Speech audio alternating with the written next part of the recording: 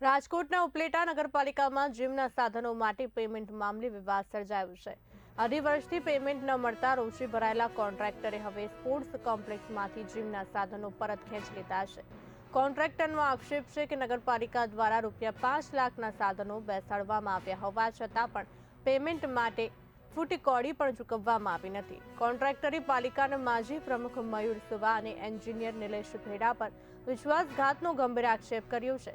તેમનો દાવો છે કે સાધનો બેસાડવા માટે કોન્ટ્રાક્ટરે ઘણો સમય અને મહેનત કરી, પરંતુ પેમેન્ટની બાકીની રકમ હવે પણ બાકી છે।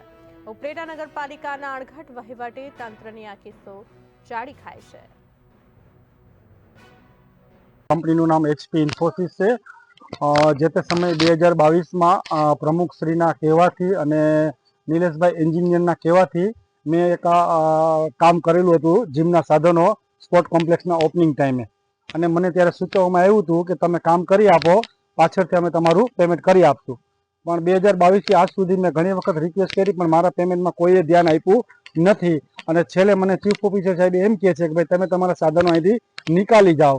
તો નિકાલવા માટે આપણે પૂછ્યું કે સાહેબ તમે મને કાઢીને આપો, તો સાહેબનું કહેવાનું એવું થાય કે અમે એક પૈસો બી તમને નહીં આપીએ, તમારા ખર્ચે તમે આને કાઢીને લેતા જાઓ। આ બાબતની રજૂઆત કોના દ્વારા કરવામાં આવી? અવારનવાર અમે પ્રમુખશ્રીના ભાઈ દ્વારા રજૂઆત કરવામાં આવ્યા કે જેના થ્રુ અમે આપેલું હતું ભાવેશભાઈ સુવા તરફથી।